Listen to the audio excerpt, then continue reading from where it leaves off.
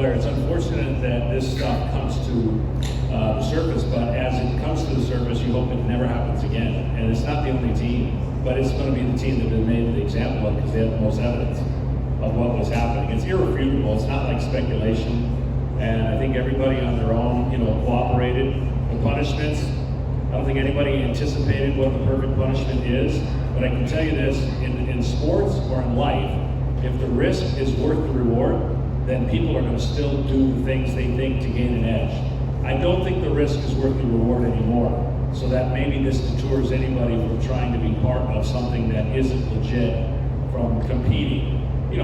Just to even, what makes golf unique is that it's up to the own integrity of each person to determine whether they want to apply the rules as they're meant. And that's what golf has always been known as, a gentleman's game. But it's frowned upon, and we all know enough people and play with enough people at our clubs that just can't help themselves by getting an advantage and an edge because they want to compete and they want to be successful.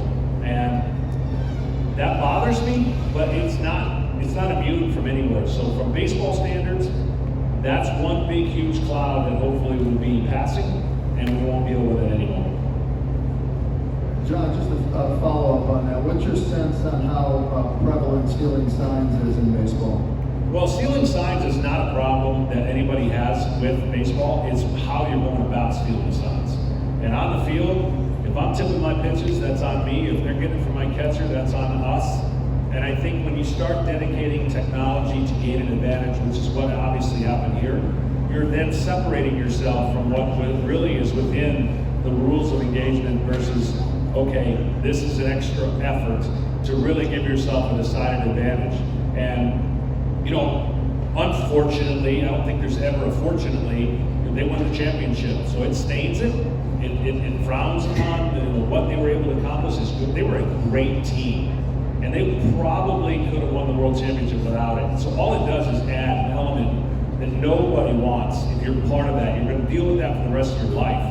And I think that's why baseball had to take such a stance to not allow its championships to ever be viewed like this ever again. And so, from a broadcaster, from a former baseball player, again, I can assure you, I don't think this is the only team or two that has done this. But with technology the way it is, they're going to have to ironically find a way technology to help this never to happen again by giving a way to give signs to a catcher and pitcher, which is vital to our sport, so that nobody else can decode them. It also slows the game down way too much.